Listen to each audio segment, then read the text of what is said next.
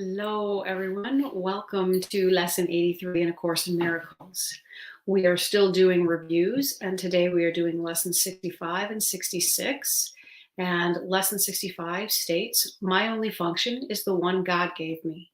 Lesson 66 is, "My happiness and my function are one."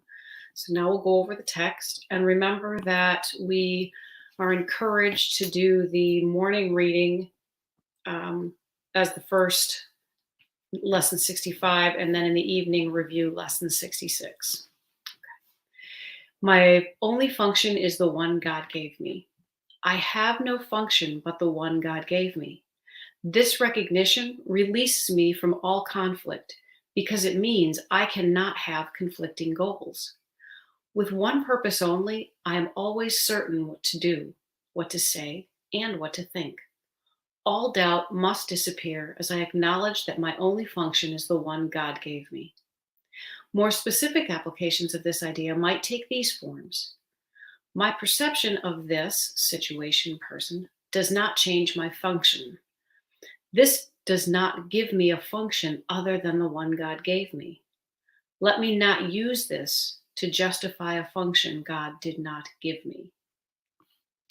And next one is, my happiness and forgiveness, or my function, are one. All things that come from God are one.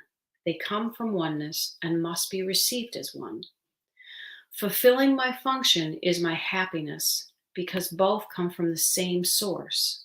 And I must learn to recognize what makes me happy if I would find happiness. Some useful forms for specific applications of this idea are: this cannot separate my happiness from my function. The oneness of my happiness and my function remains wholly unaffected by this. Nothing, including this, can justify the illusion of happiness apart from my function. So as you're reading those and you've got those specific applications, consider what we often do during our daytime is we may decide that we're having a wonderful day until we get in a fender bender on the way to work. And then, well, the day is, gone to pot and we are unhappy for the rest of the day. And that one moment dictates the rest of the day. What this is saying is our function is love and happiness. It's peace and forgiveness. And so my perception of this situation, that this just ruined my day, does not change my function of happiness. And so if I look at this, I can say, okay, maybe there's a lesson in this. I'm still going to choose to be happy. In the second case, this cannot separate my happiness and my function. Nothing external can take away the internal happiness. Happiness is an internal state. And if we continue to look outside of ourselves for that happiness, that's when we create a miserable existence. So choose, if you can, right now, to begin to be happy no matter what happens, or find some peace no matter what happens. That does not mean that you don't grieve. That doesn't mean that you don't react and process, but it means that you have to begin to realize that this moment does not redefine your function. It does not redefine the fact that you are meant to be joyous and happy and at peace.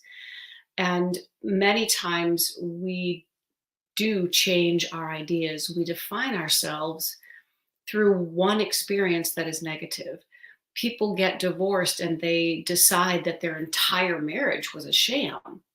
Their entire marriage was not a sham. The love is always there. There's a reason that the two of you connected.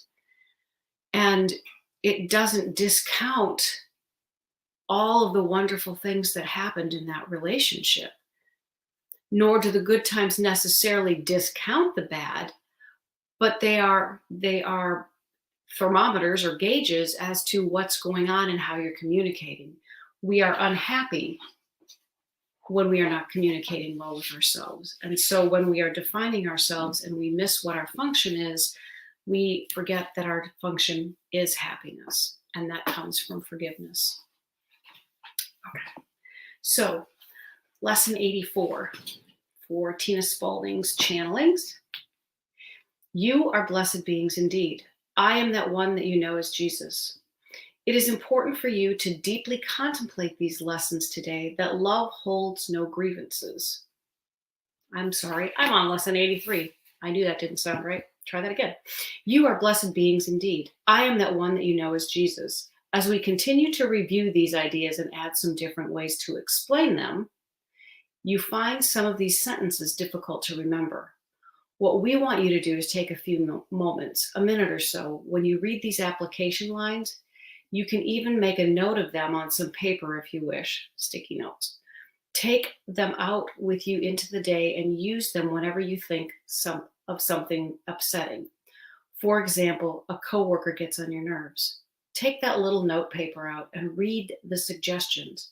If you go to the bank, for example, and there's less money than you think there should be in there, and you feel that stab of financial fear, find yourself a seat, take out your piece of paper, read the notes, and remember that to allow your frequency to plummet down into fear or resentment is arguing with God, if you will. It is arguing with your purpose, which is forgiveness and love. This is how we would like you to use these ideas today. Take them with you on a piece of paper and use them with every upset you feel. What you learn to do is allow the upset to come. That's usually not your choice. You get triggered into feeling it. What you are doing is, instead of feeding the upset, resentment, or fear, you choose love instead. You say, I am destined to live God's purpose for me, regardless of my bank account or my coworker. These things have nothing to do with the greater purpose of which I'm apprised. I am that one that you know as Jesus, and we will see you again tomorrow.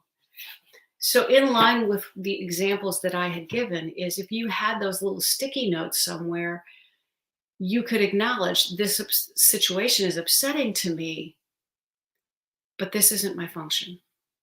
And so I'm not going to let this again overwhelm my life. I'm going to stick to what my function is, and my function is to find some way back to love.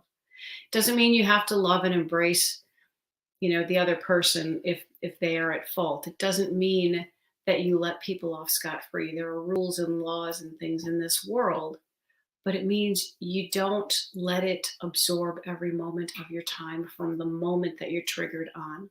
It doesn't mean that you allow yourself to be pulled back into a past event and stay there for the rest of the day, because that is keeping you away from the present moment. And in the present moment, you can be in your function, which is happiness, which is love.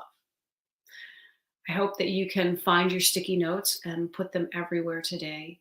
I hope that you can find your happiness throughout the day. And I will talk to you again tomorrow. Thanks. Bye, guys.